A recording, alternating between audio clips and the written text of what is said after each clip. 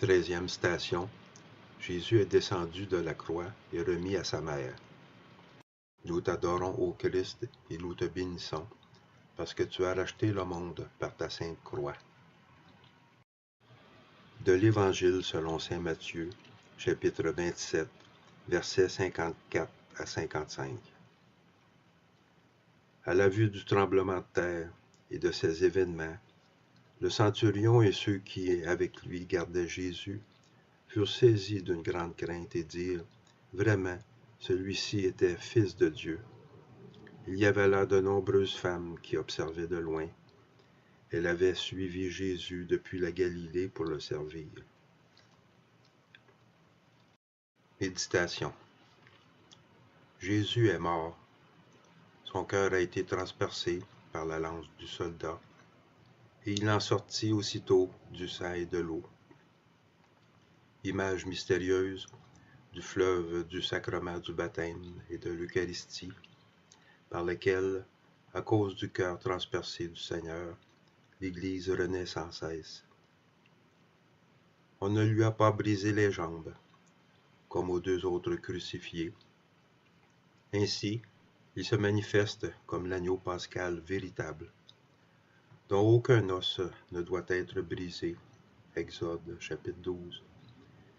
Et maintenant qu'il a tout supporté, malgré tout le trouble qui agite les cœurs, malgré le pouvoir de la haine et des lâchetés, voici qu'il n'est pas demeuré seul. Il y a les fidèles. Auprès de la croix, il y avait aussi Marie, sa mère, Marie, sœur de sa mère, Marie de Magdala, et le disciple qui l'aimait. Et voici qu'arrive un homme riche, Joseph d'Arimathie. Ce riche trouve le moyen de passer par le trou d'une aiguille, parce que Dieu lui en avait donné la grâce.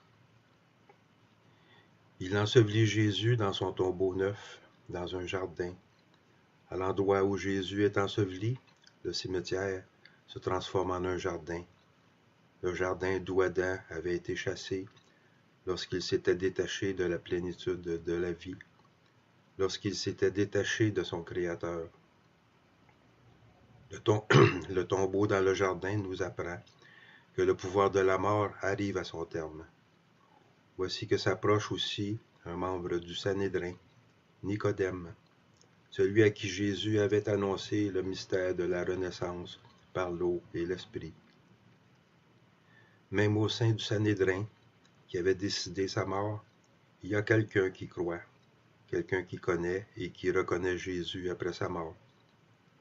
Au-delà de l'heure du grand deuil, des ténèbres épaisses et du désespoir, demeure cependant, mystérieusement, la lumière de l'espérance. Le Dieu caché est cependant le Dieu vivant et proche.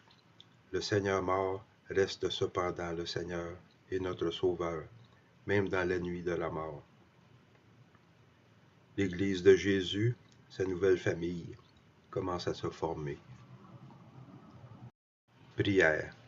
Seigneur, tu es descendu dans l'obscurité de la mort, mais ton corps a été recueilli par de bonnes mains.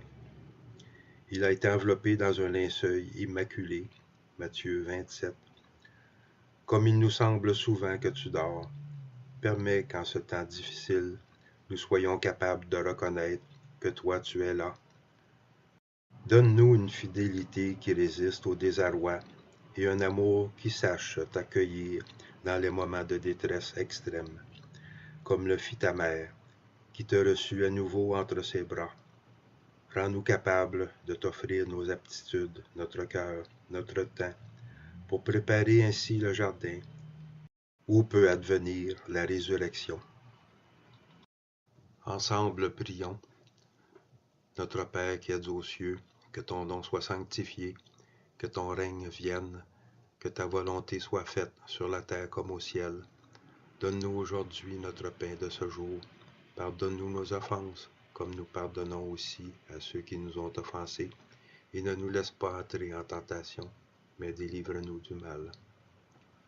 Je vous salue Marie, pleine de grâce, le Seigneur est avec vous. Vous êtes bénie entre toutes les femmes, et Jésus, le fruit de vos entrailles, est béni. Sainte Marie, Mère de Dieu, priez pour nous pauvres pécheurs, maintenant et à l'heure de notre mort. Amen. Gloire au Père, au Fils et au Saint-Esprit, au Dieu qui est, qui était et qui vient, pour les siècles des siècles. Amen.